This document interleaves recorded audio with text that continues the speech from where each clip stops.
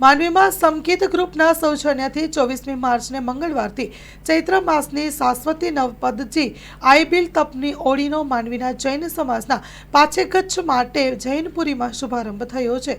આઈબીલ તપની આરાધનામાં જૈનેતરો પણ સાથે જોડાયા। માંડવીમાં સમકિત ગ્રુપના સૌજન્યથી 24મી માર્ચને મંગળવારથી ચૈત્ર માસની શાશ્વતી નવપદજીની અંબિલ્યત તપની ઓળીનો માંડવીના જૈન સમાજના પાછેગચ્છના ભાઈઓ તથા બહેનો માટે માંડવીની જૈનપુરીના એસી હોલમાં શુભારંભ થયો।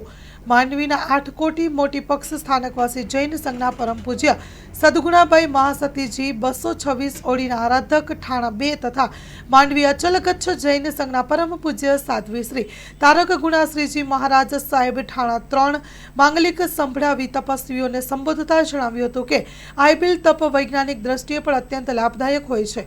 આ તપ દ્વારા ઇન્દ્રિયો પર વિજય મેળવીને કસાઈઓનો શાંત કરવા માટે કર્મોની નિર્જરા કરવાની જરૂર હોય છે। અત્રે ઉલ્લેખનીય છે કે આઈબીલ તપની ઓળી કરાવવાનો લાભ સમકિત ગ્રુપના 20 દાતાશ્રીઓને છઠ્ઠી વખત મળેલ હોવાનું માંડવી તપગચ્છ જૈન સંઘના પૂર્વ ટ્રસ્ટી તથા મીડિયા કન્વીનર દિનેશભાઈ મણીલાલ શાહે જણાવ્યું હતું। પ્રથમ દિવસે પાંચેગચ્છના 135 તપસ્વીઓએ આઈબીલ તપની આરાધના કરી જૈનેતરો પણ આ તપમાં સાથે જોડાયા હતા। Story report by Ramesh Bhanushali Abdasa.